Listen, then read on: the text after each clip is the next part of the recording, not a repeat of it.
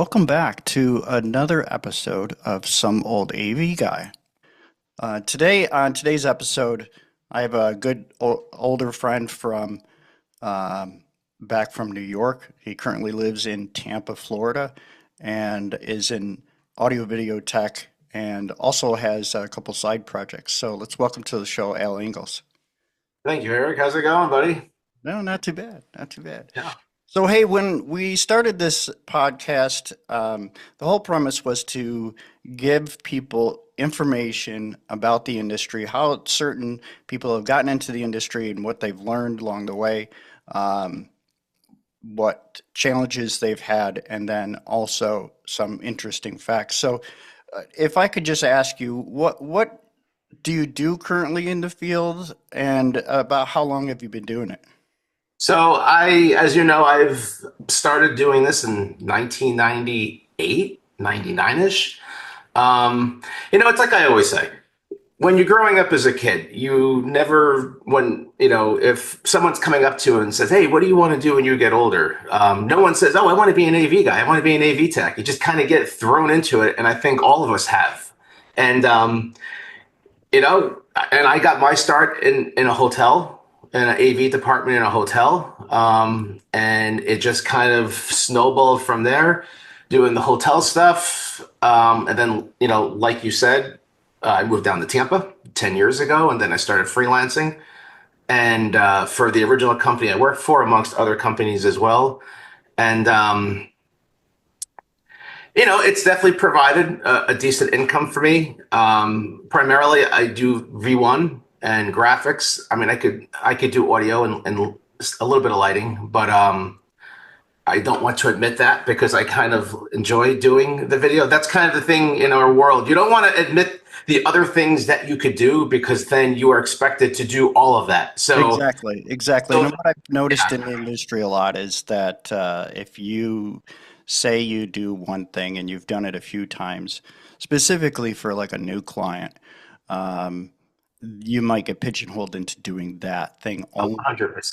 Yeah. And for instance, I actually worked for a company and they go, "Do you know anything about lighting?" And I go, "Yeah, I could probably be an L2. I know how to address fixtures and hang fixtures, and I know, basics in rigging and power distribution. But I've done probably four shows for them where I'm the L2, Uh, and I'm me. like, I don't mind, but and so I've had to actually say back to a bunch of the project managers, hey, I'm really a V1, and I, do all this other stuff. So, uh, yeah, I agree. I agree. And so definitely it's helped you financially being as in this business then.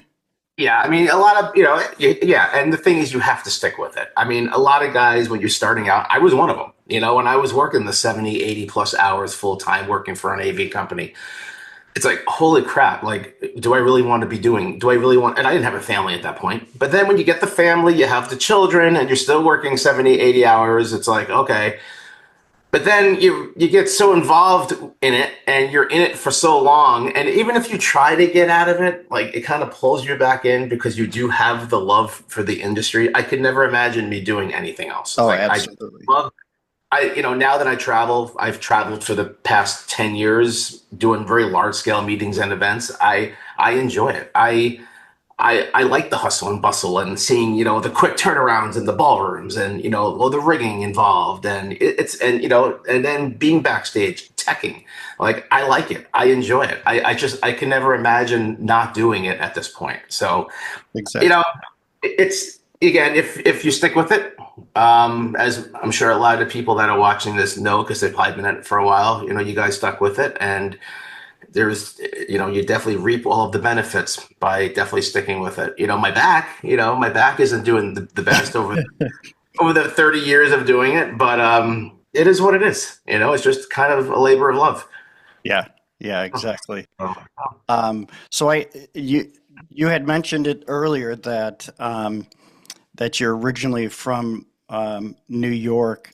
Do you get back? From Long Island. Do you get back to your New York roots a lot, or No, I mean my family's still up there. Every once in a while there will be a call for a meeting or event up there. I think the last time I did a really large show was probably with you, many years ago in Times Square. So, but I travel so much, so it's just a crapshoot. Am I going to be? Now, as far as Long Island, where I grew up, I've never done a show in Long Island.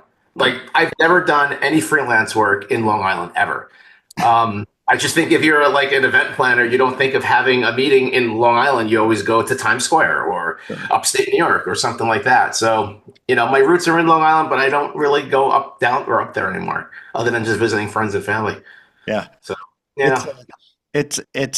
it's so difficult. So for our viewers, I'm actually from New York as well, not Long Island, but I'm originally from upstate, and I moved down to Maryland, and it's so difficult to break yourself of saying down there, even though we mean up. I do it all the time. I lived there for 40 years. But yeah. Exactly. Um, so so you had mentioned that your love for the business. I like many people, COVID really hit us all hard. The event industry took a huge hit because pretty much everything shut down, and nobody was going to hotels, nobody was having conferences, at least in the physical sense is concerned. And so I really questioned my desire to stay in the industry. But after about a year and a half of COVID and freelancing started picking back up, I realized that it's something that you really do love. When you start off, for our viewers again, I also started in a hotel. It's a good place to get your feet wet. Oh yeah. What I mean by that is, if you're interested in the industry and you want a decent paying job, it's not great by any means, but if you want a decent paying job, getting into the hotel AV business is not a bad way to start. Also, you can reach out to some other people that might be in the industry and see who they work for as far as becoming a stagehand. I've noticed that there's kind of like three different routes to this industry as far as corporate AV is concerned. There's hotel AV, excuse me. There's stagehand, so either joining the local IATSE, which is the International Association of I don't Theater, even know what it means. Yeah. International Association of Theater Stage. Theatrical Employees, I don't know. Yeah. something like that. Yes, I was never in um, there, Nancy, so I don't or even know. stagehand, whatever. Yeah. I, Um, I think we all know what it means. yeah, yeah, yeah. Except So, us. so, anyways, excuse me. Um, or being a roadie. Yeah. And, I've got a friend, and we'll actually, later on in this series, we'll talk to him. He has traveled actually all over the country and down to Brazil, and it does tours. So, and then I think that actually there's one more way to get in, and I think that's if you're in theater.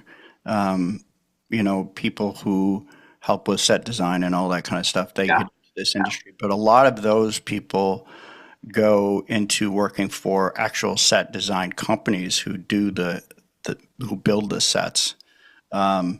And that's also a very interesting part of our industry as far as audiovisual is concerned, is being able to see how a room can transform from a ballroom to actually, if I'm correct, Al, you worked at a hotel where they built a stage. Was it the white? uh, they called it the White Room. They basically built a stage and it was for a restaurant chain. Oh And they built a stage that looked like a living room, and then the rest of the room was completely whited out with drape and whatnot. So it completely changed the whole look of the room. Like you walk in, you wouldn't even know it was a ballroom. And you had to, because a lot of these ballrooms, a lot of these venues just don't look good. So, you have a corporate event that's coming in that's spending, $500,000. I mean, they have the budget to do it. Yeah. They have to drape it. They have to uplight it. But yeah, I've done a lot of shows over the years where there's hard sets. I mean, and going back to what you said, in my opinion, I do think the hotel industry or the hotel AV is a good place to get into it. I could never imagine, just getting thrown into doing the rigging or, setting up large scale, sets and stuff like that. I think I'm kind of happy that I started off in the era of overhead projectors and the old school LCD projectors. It kind of prepped you into what you're going to be going into. So you have a lot of these guys that don't have any idea how to set up an overhead projector. I mean, not that you have to do it anymore at this point, but it's going back to the roots. And also I think by starting off that far back in the years, as all of the technology is changing, it's a lot easier for us to keep up with all of the brand new tech that is out there right now. Exactly. If you just got thrown into it now, it would be like, I can't build an LED wall. But because I was around when LED walls came out, we all learned together. It's easier to learn all together as a big group than get thrown into something that's brand new and everyone else knows it, but you don't, and you're kind of embarrassed to admit that you don't know it. We see it now all the time, even like screens, building a large screen, working in different cities. It's like, hey, can you build a screen? Oh, yeah. It's AV 101. We all know how to build the screen, but they're new. They don't know how to do it because they're embarrassed because they're the only ones that don't know how to do it and everyone else does. Exactly. So I feel like starting that far back, it definitely helped us. Absolutely. And you've actually touched on a few topics that I actually wanted to get to. And one of those was, the luxury of us being older. We have had the chance to learn as the industry has grown. So we learned not just as AV guys, but we learned as kind of like a niche society because of the fact that technology was evolving over time. When we started, God, I don't A long time ago, yeah. yeah, I hate to almost admit it, but you know, uh, uh, uh, laser projectors didn't exist. LCD projectors were just just blossoming from smaller things. Most of them were actually video projectors. But that leads me into my next question with you is what kind of classes or research have you taken to keep you current in the industry? Because as we get older, all of the stuff that we learned on is becoming obsolete. And how have you stayed current yourself? So honestly, I didn't take any classes. They are beneficial. I'm sure a lot of people will benefit from doing them. I just never did, just because I travel so much. Prior to COVID, over the different companies that I worked for, I was on the road every other week.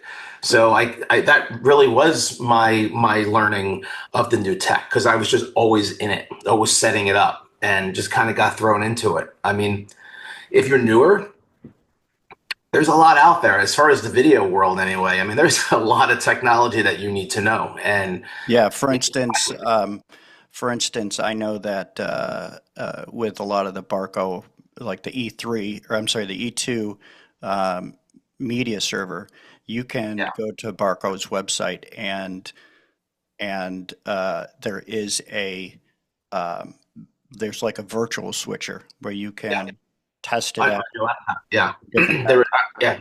Yep. Yeah, I actually have it. It's yeah, I mean, but back then you didn't have that, Yeah. and the the ATEMs and the companion connected to the whatchamacallit, the what's the little panel? The Stream stream Deck. deck. Stream Deck, yeah. Yeah, saw And that one too. all these new things out now that if you weren't involved with the technology from day one, it would just be completely Greek to me. But I never took any classes.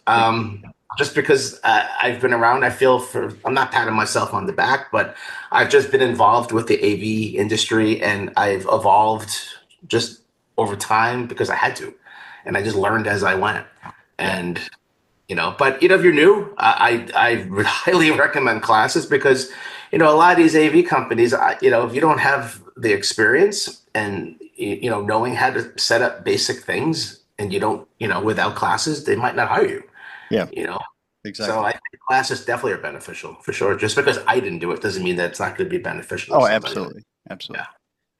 yeah. Okay, so also you had touched about people not or getting into the industry or being in the industry and not really knowing a whole lot or pretending that that they know stuff when they don't.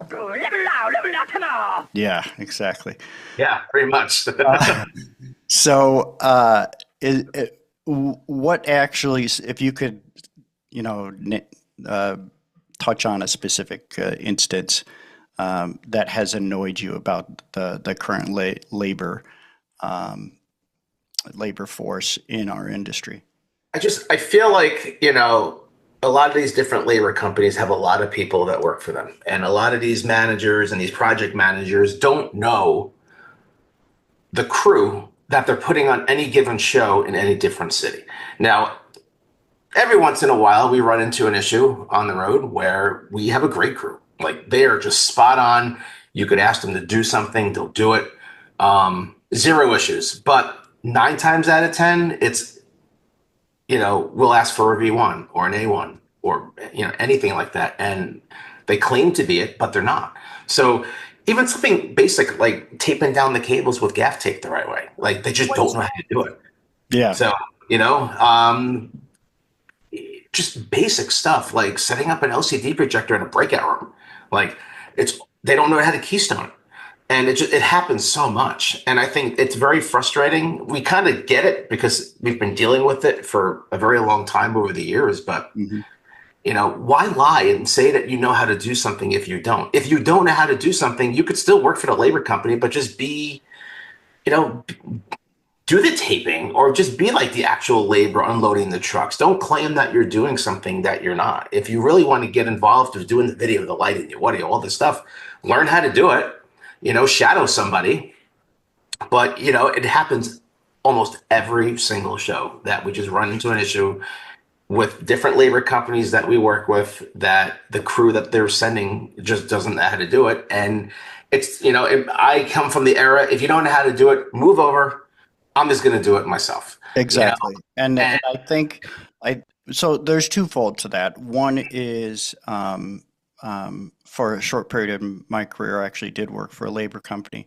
And as a labor coordinator or a crew coordinator, it's difficult because you're taking somebody's word that they know how to do something. Now, obviously, as a crew coordinator or a labor company, you should already have some experience in that field or at least have seen it so that you can say, ask qualifying questions like, what specific equipment have you worked with yeah, and what brands have you worked with? And if they, all of them, yeah, no. yeah. And it goes back to where I think guys should learn in a hotel. Yeah, Or very similar to that, because if they did work in a hotel for a few years, they would know how to set up a fast fold screen, because every hotel has a fast fold screen. We ran into an issue one time where a guy didn't know how to set up an actual flip chart. Like, it's a flip chart. right. Like, if you worked at a hotel, you would know how to do it. And it's not, look, we all knew. I did. Sure. Even now, being in it for so many years, I don't know everything. I screw up. I don't know everything about video. I'm far from it. There's guys that know so much more than I do. I'm like in the middle. Yeah. I don't know it all, but I know enough where I'm put on a lot of large shows and stuff like that. But I could never imagine wanting to get into, say, audio and lying and say I know how to do it. I mean, it's in my mind, I'm going to be like, all right, well, if I'm kind of faking the funk, I'm going to be called out on it. Yeah, So just to a don't point, lie. to a point. And I think that's the other part of this issue is that, it for a bigger part, um, once you get up there, you can make some really good money. And guys see that and they, and, I have a different mindset than you do, regarding if you don't know it, move over. Because I remember multiple times when I first started, it was fake it till you make it. Now, I don't Yeah, mean fake it as in say you know it, but I mean, hey, a piece of equipment is failing. We're not sure why, and we have to troubleshoot it. You know what I mean? yeah, in a And situation like that, yeah. I think that's the troubleshooting is really what gives you a lot of knowledge, because you could be, and we used to joke about this on a few of my shows, that we've worked with together on when I was a project manager, as you can be book smart, Mhm. but until you have actually done it in the field, street smarts is really what you need. You need it. And Yeah, there are people who are just book smart and they're geniuses. And don't get me wrong, like go be a professor, go teach people how to do this, or be your little niche, and and for the most part, a lot of those people are antisocial, but uh, yeah, um, do that. yeah, Do what you're good at, but if you don't know how to do something, ask. And I yeah. think that's the biggest struggle in our industry right now, is guys are just winging it. At least new people in the industry are just winging it, and it's either throw you into the fire and you crash and burn, or you learn something. Yeah. And I think the biggest fear is being called out on not knowing how to do something, so people don't ask. Yeah, And I agree. The issue is that I do like helping people. I love helping people. People helped me when I started out. But there are times where you're on a quick turn.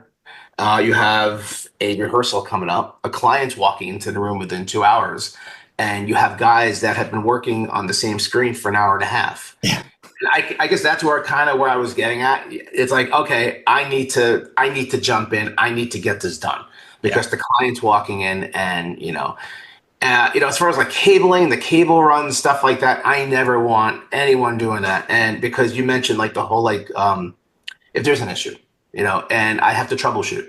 mhm, Um, if I don't do a lot of the work and something happens mid-show and I didn't wire it up, I didn't run the fiber here, and when I'm setting up and I'm running fiber here and fiber there and blah blah blah blah blah. If something goes wrong, I know where to look.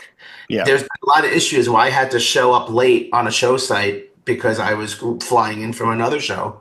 I didn't get to do the wiring, and I have a major case of OCD where I want to know how it was done. And I always worry, okay, if something's going to go wrong, where do I look? I don't know because I didn't set it up.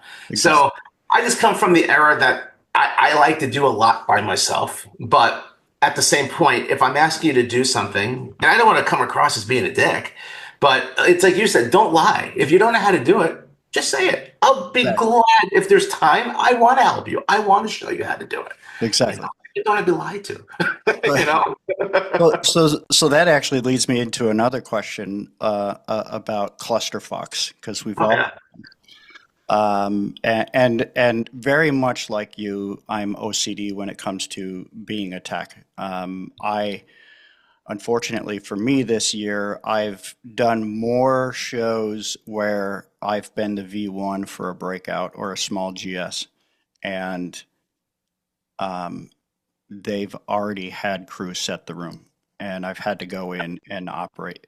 And like you said, I like that gives me the most panic going in and not knowing how stuff was run or how somebody set something up, and just crossing my fingers and white knuckling it until the show's over with, uh, in case something goes wrong. Because, like you said, if something goes wrong, you don't know where to look. And when I work with guys, a lot of the time, that's why I will say, go set this, because I can't, again, another thing that we can't do if there's a large set, we can't do everything ourselves. We just don't have the time.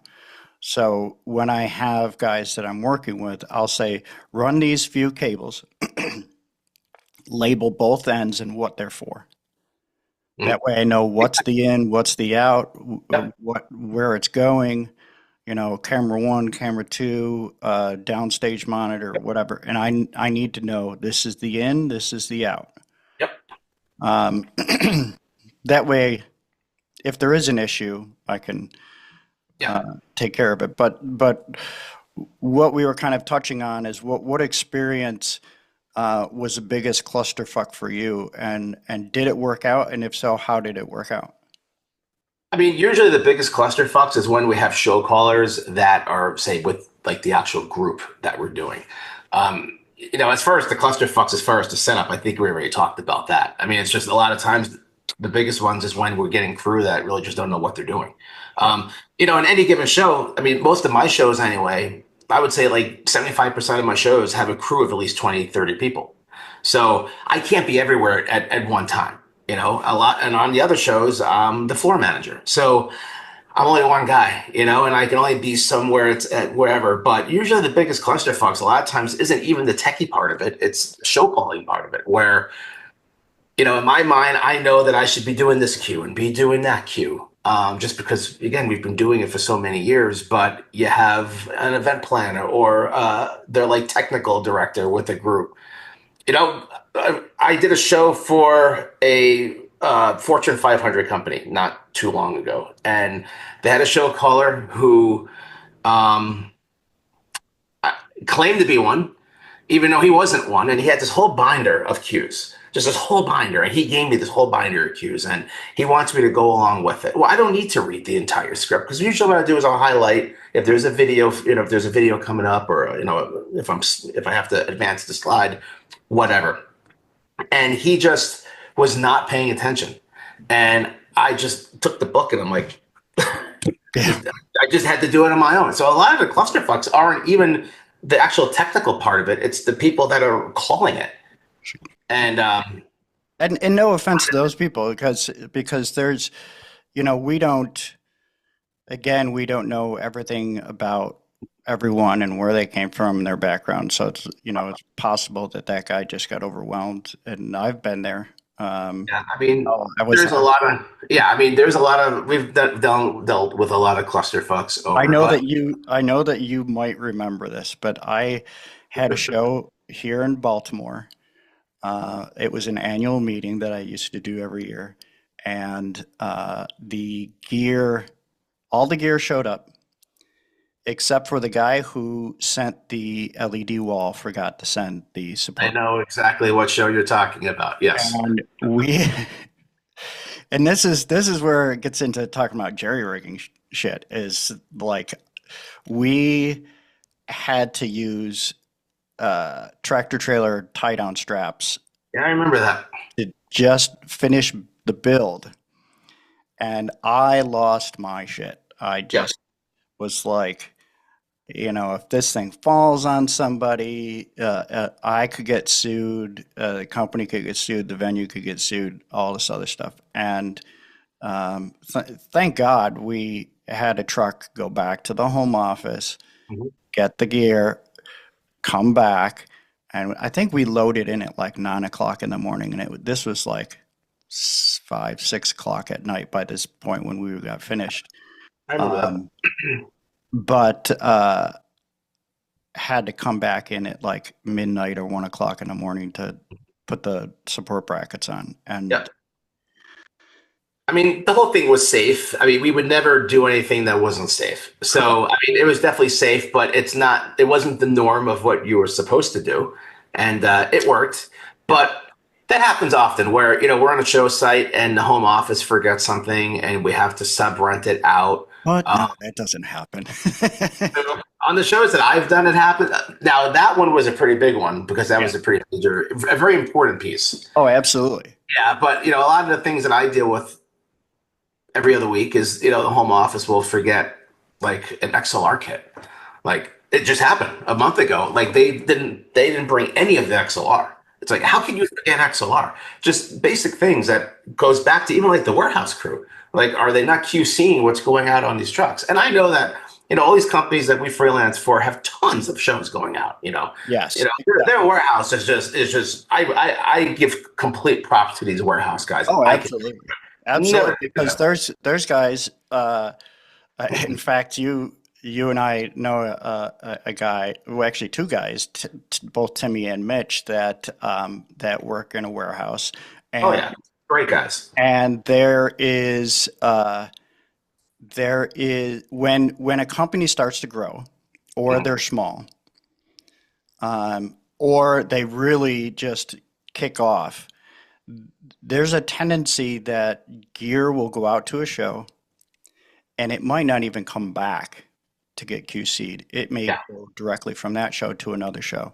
Mhm. Or the gear does come back, but then has to go right out the next day.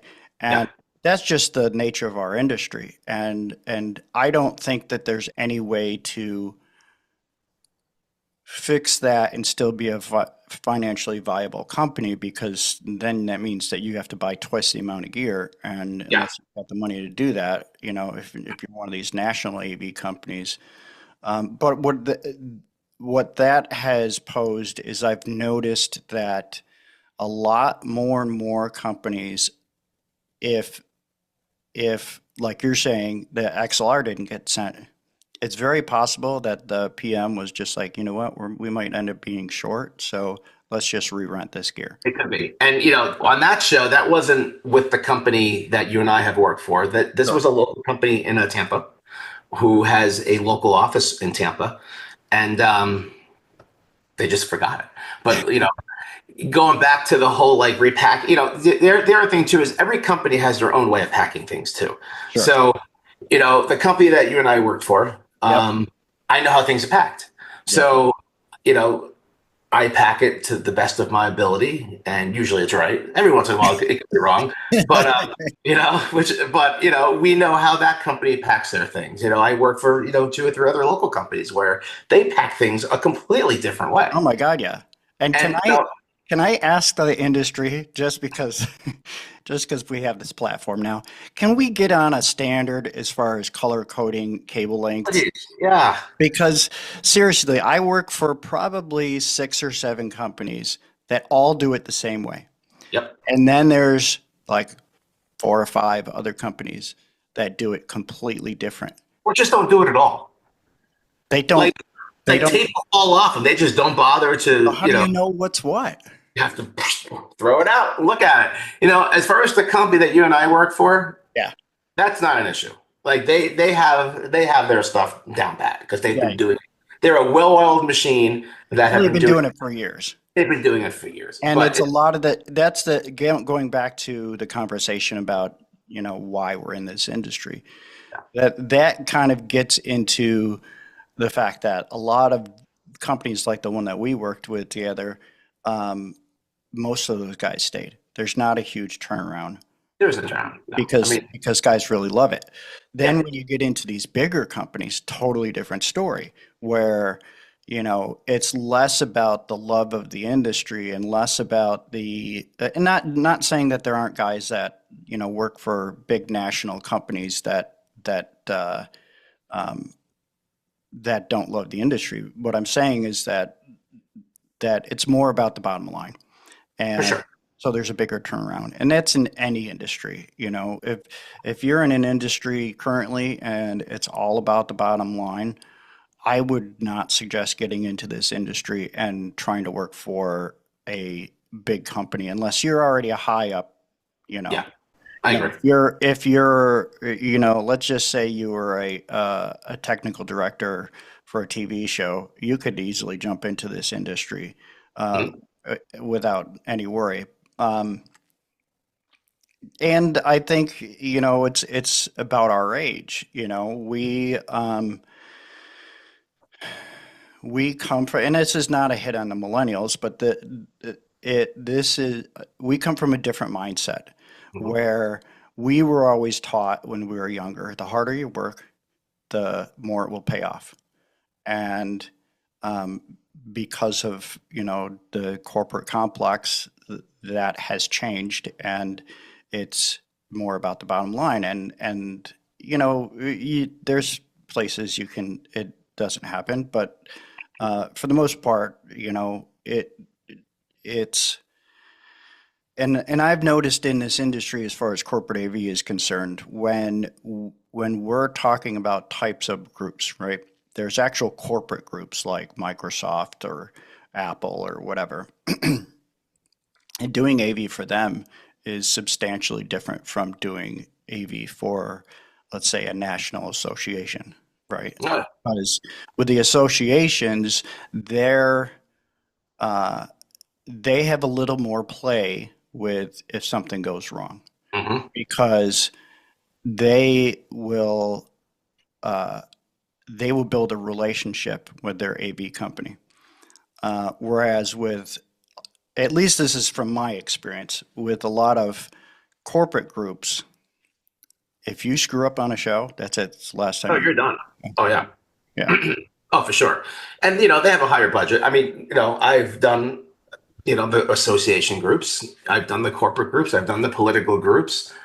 And there is definitely less leeway in the corporate world to mess up, because there's a whole lot of guys behind you that is willing to take your spot if you end up screwing up and they kick you off the show. It's Oh just yeah. how it is. But by association groups, if you screw up, it is what it is. You'll be on the show again next year. But I would have to agree with you. Like, there's definitely a lot less room for error when Yeah. you're doing the corporate stuff, for Yeah, and the sure. same with the what's called Smurf groups, which is your social, your military, your education, fraternal, and social groups. Yep, sure. Um, they may have a guy who is, the board of directors' nephew doing the AV, and he'll do it every year.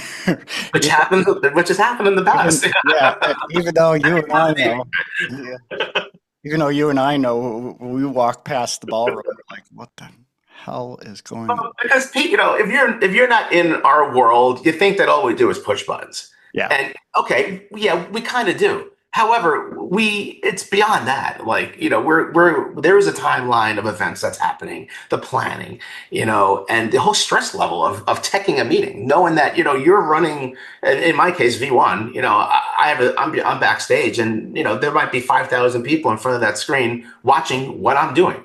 yeah, So there's a stress level too beyond that, where we just, yeah, we do hit buttons, but there's a whole backstory of what we're doing too beyond hitting the buttons. You yeah. And know, I think that's the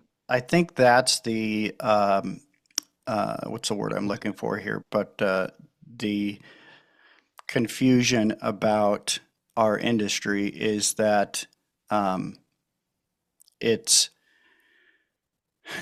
I think if you're on the outside, you're looking in, you don't realize that it's about the experience, like, right? The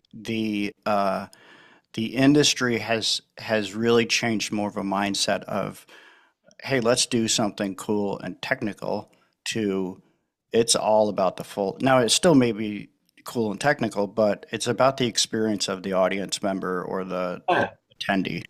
And for sure. um,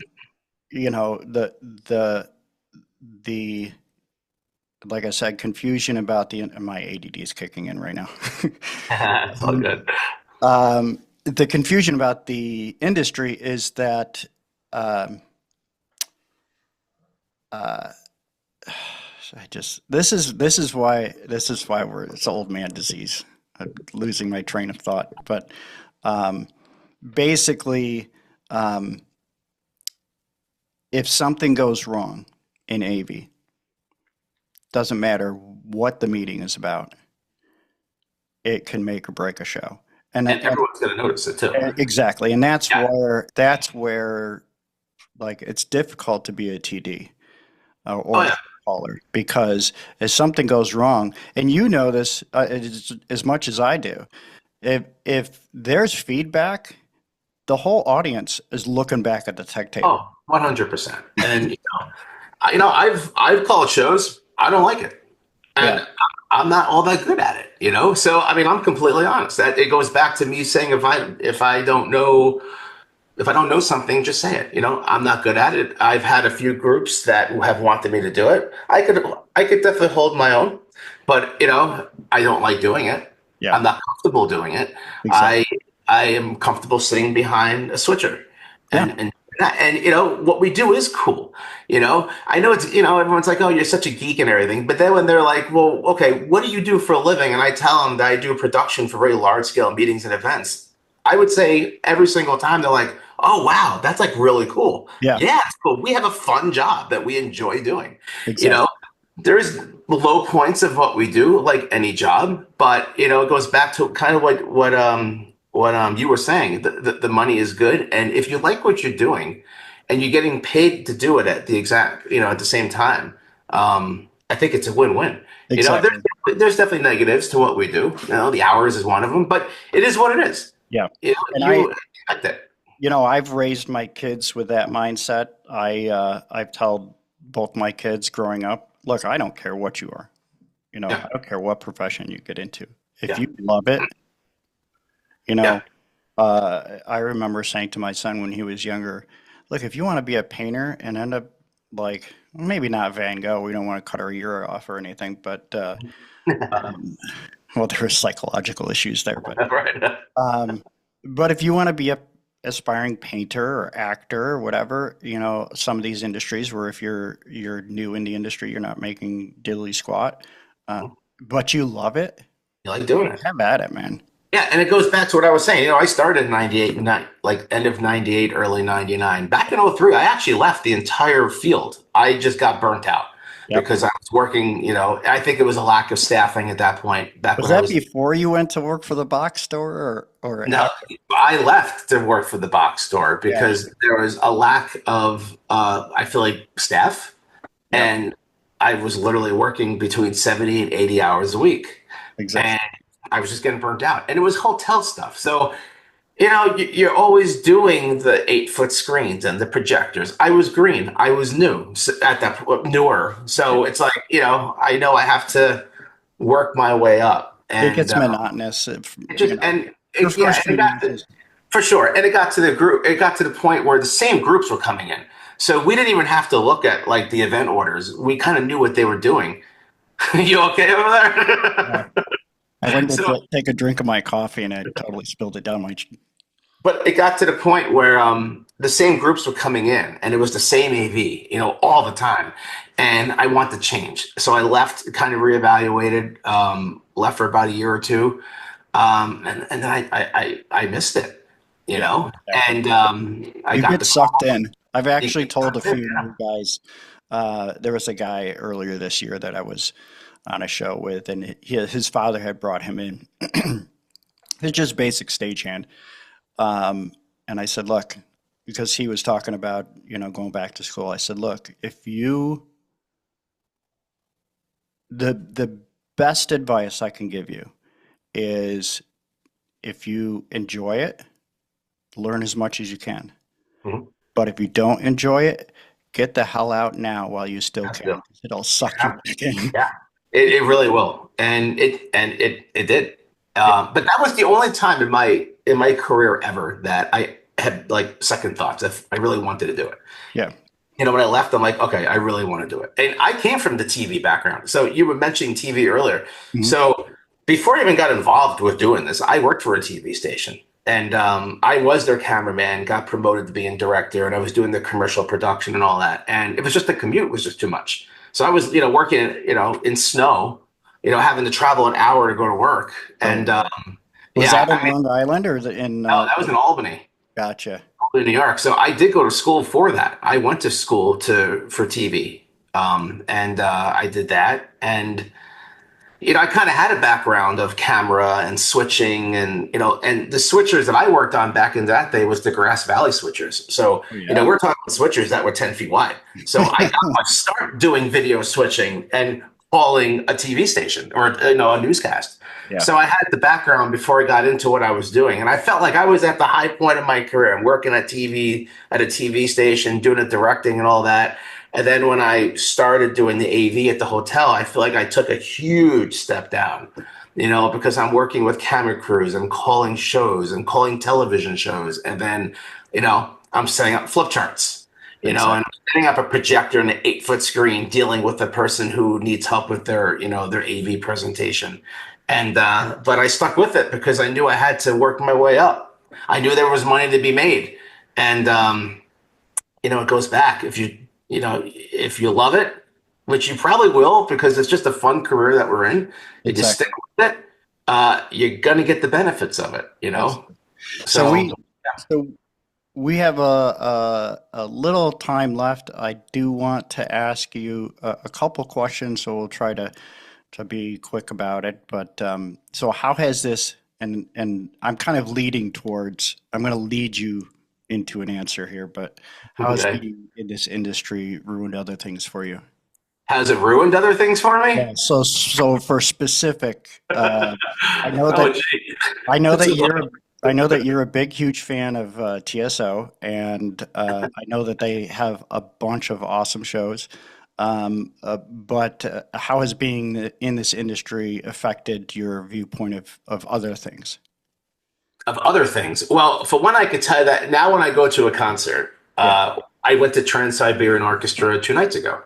I look up and I'm like, oh my God, like I'm so glad that I don't have to do that. And I'm so glad that, and I know guys that work their shows. I know one of the guys that we actually used to work with is actually worked for them in the past. Telling me that, they have like 32 semi trucks, and I'm so glad that I don't have to do that. So, but it ruins it because when I go to a concert, I'm not paying attention to the concert. I'm looking at the rigs. As far as a personal standpoint, I had small children. So traveling and, being on the road so much, I kind of feel like I missed out on watching my son grow. He was born in 2009. I got divorced. In the same boat, man. And I met my current wife who, I love her. And I told her, I said, I travel a lot. I go, I hope you're okay with it. And luckily, I have a wife that is supportive of what I do. But yeah, she's a very nice woman. She is. I mean, but for a single guy, it's great. If you're married and you have small children and they're growing up when you're starting out, I mean, you have to know that expectation that you're going to be away from them. Well, and that doesn't mean necessarily. That doesn't mean necessarily that every position is in this industry is like that, because there's prep people, there's office people, there's for sure admin people that don't travel.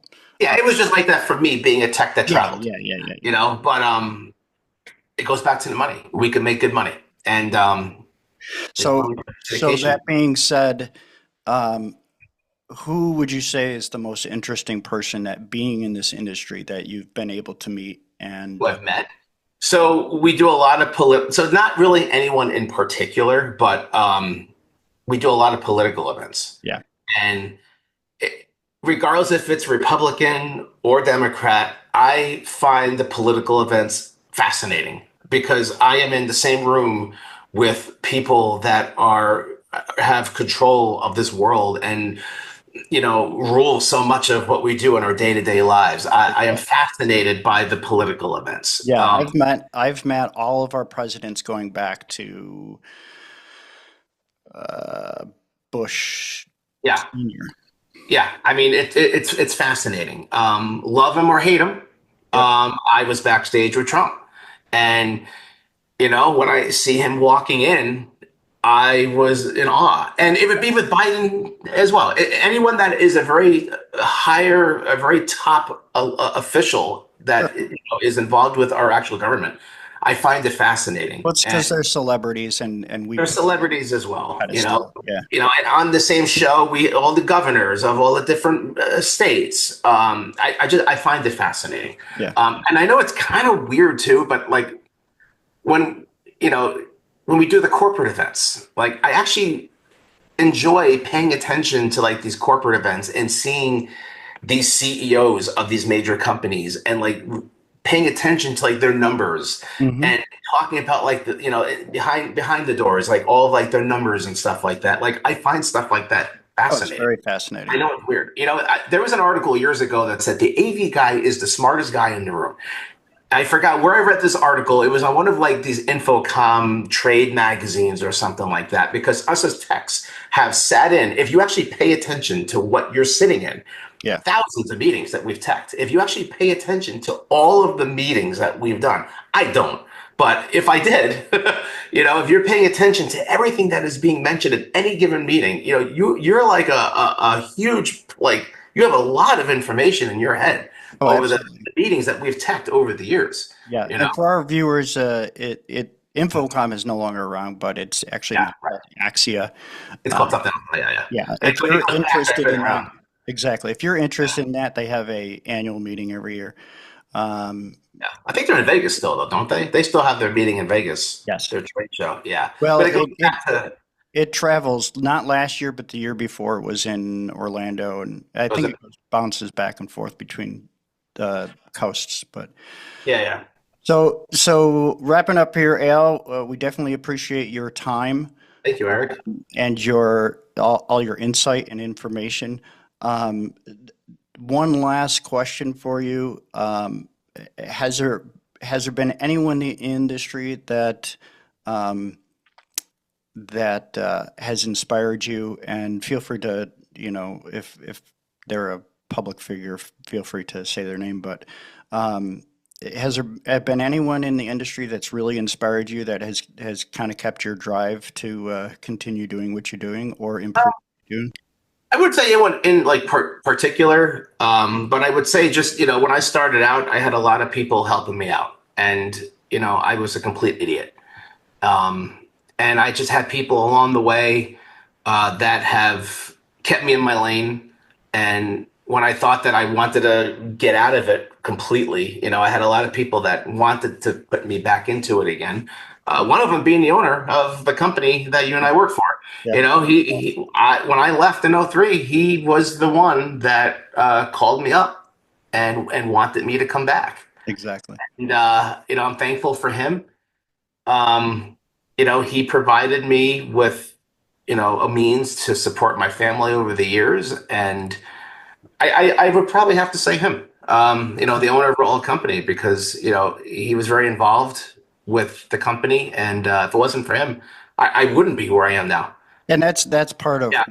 why we no, this is just my opinion, but this is part of why we are who we are in this industry, because we started with a family type AV company as opposed to a corporate AV company. Yep. Again, Al, thank you very much for your time. Before we wrap up, do you have any? I know you have a side hustle. Would you like to promote your company at all? I understand I it's mean, HE Entertainment. AG Productions Entertainment. So when COVID happened, as you were mentioning earlier, we didn't know what was going to happen after COVID. And I don't want to get into the whole COVID thing, but a lot of these corporations that had these virtual meetings, they realized, well, holy crap! Now we see now that we could do a virtual meeting all the time. We don't have to pay for the food and beverage. We don't have to pay for the hotel rooms. So a lot of these meetings and groups have not went back to in-person meetings. So after doing that, I had to figure out something else to do. So I decided to start a wedding DJ company of all things. I know it sounds weird, but we promote ourselves as a very luxury wedding DJ. We have grown now to a staff of people. We're preferred vendors at all of our different venues in and around Tampa. AG Productions Entertainment is our company name. We're based out of Tampa, and we do, I would say, 80% of the weddings now in and around Tampa. Nice. Yeah. Well, thank you very much for your time, and everyone, we'll see you on the next gig. Thank you, Eric.